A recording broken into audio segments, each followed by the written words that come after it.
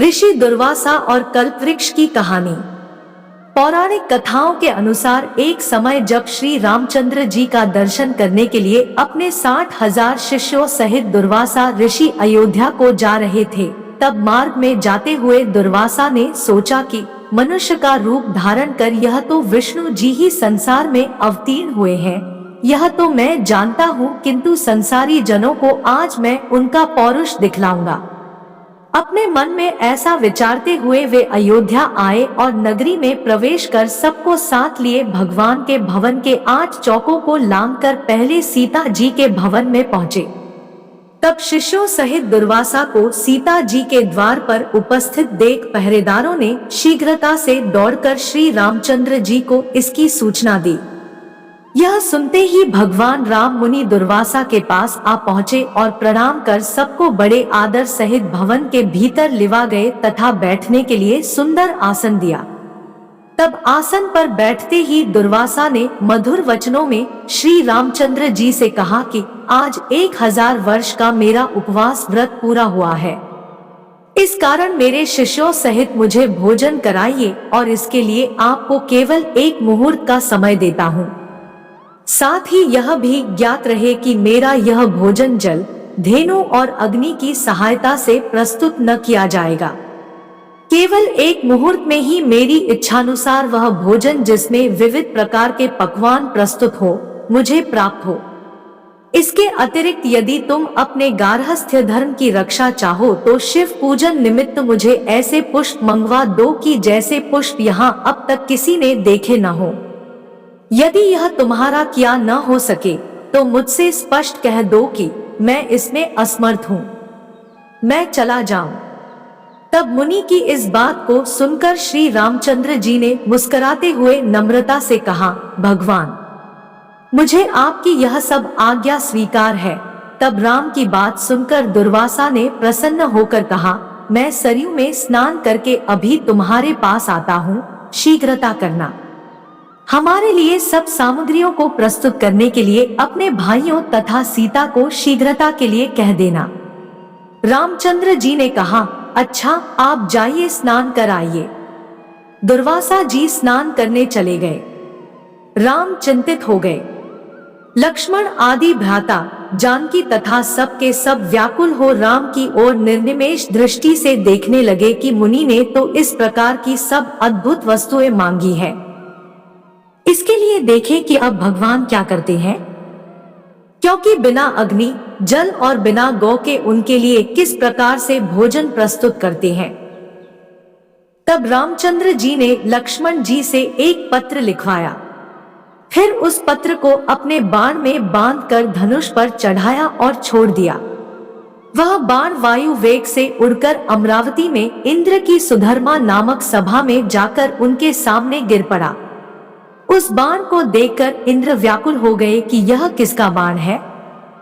फिर उठाकर जो देखा तो उस पर राम का नाम अंकित था।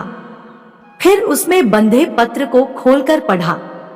पत्र खुलते ही वह बाण फिर वहां से उड़कर राम के तरकश में आ घुसा। उधर इंद्र ने उस पत्र को सभा में बैठे हुए सब देवताओं को सुनाया। उसमें लिखा था, इंद्र, स्वर्ग में सुखी रहो। मैं सर्वदा तुम्हारा स्मरण करता हूँ, परंतु तुम्हें एक आज्ञा देता हूँ। आज 1000 वर्ष के भूखे हुए दुर्वासा मुनि अपने 60,000 शिष्यों के साथ मेरे यहाँ आए हैं। वे ऐसा भोजन चाहते हैं जो गौ, जल अथवा अग्नि के द्वारा सिद्ध न किया हो। इसके साथ ही उन्होंने शिव पूजन के लिए ऐसे पुष्प मांगे हैं जिन्हें कि अब तक मनुष्यों ने न देखा हो। मैंने उनकी यह मांग स्वीकार कर ली है। वे सरयू में स्नान करने गए हैं, इसलिए तुम शीघ्र ही कल्पवृक्ष और पारिजात जो क्षीरसागर से निकले हैं, क्षण मात्र में मेरे पास भेज दो। इसके लिए रावण के संहारक मेरे बाणों की प्रतीक्षा मत करना। यह पत्र देवताओं को सुनाकर इंद्रदेव तत्क्षण उठ पड़े और कल्पवृक्ष तथा पारिजात को साथ ले देवताओं सहित विमान में बैठकर अयोध्या में आ पहुंचे। लक्ष्मण जी ने इंद्र का स्वागत किया। इंद्र ने राम के पास पहुंच पारिजात और कल्पवृक्ष को राम को अर्पण किया। इतने ही में सरयू तट से दुर्वासा ने अपने एक शिष्य को राम के पास भेजा कि तुम जाकर देखो कि राम इस समय क्या कर रहे हैं। मैंने जो आज्ञा दी है उसके अनुसार कुछ अन्न अब तक बना है कि नहीं, अब तक वैसे ही चिंतामग्न है या कुछ कर रहे हैं। यदि मेरी आज्ञानुसार पकवान प्रस्तुत कर रहे हैं तो अब तक कितनी सामग्री तैयार हुई है, यह सब तुम चुपके से देखकर मेरे पास आओ। तब जो आज्ञा, ऐसा कहकर वह शिष्य राम के भवन में आया। देखा तो कल्पवृक्ष और पारिजात से युक्त देवताओं की मंडली में राम विराजमान है। यह देखकर उस शिष्य ने शीघ्र ही दुर्वासा के पास जाकर वह समाचार कह सुनाया।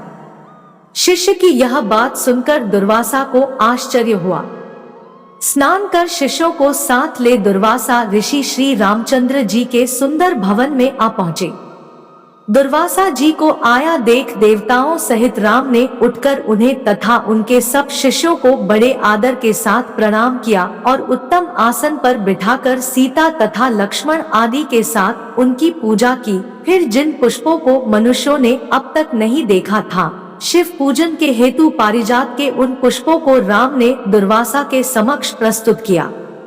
उन पुष्पों को देख मुनि दुर्वासा ने एक बार तो आश्चर्य किया, किंतु मौन भाव से उन्हें ग्रहण कर शिव जी तथा अन्य देवताओं की उन पुष्पों से पूजा की।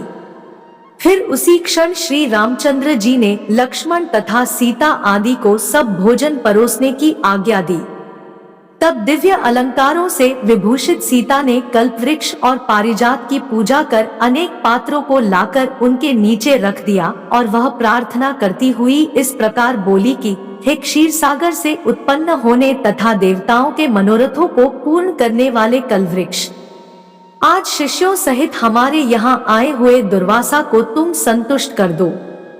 तब सीता के इस प्रकार कहते ही कल्पवृक्ष ने पलमात्र में वहां रखे हुए करोड़ों पात्रों को अनेक प्रकार की खाद्य सामग्रियों से पूर्ण कर दिया।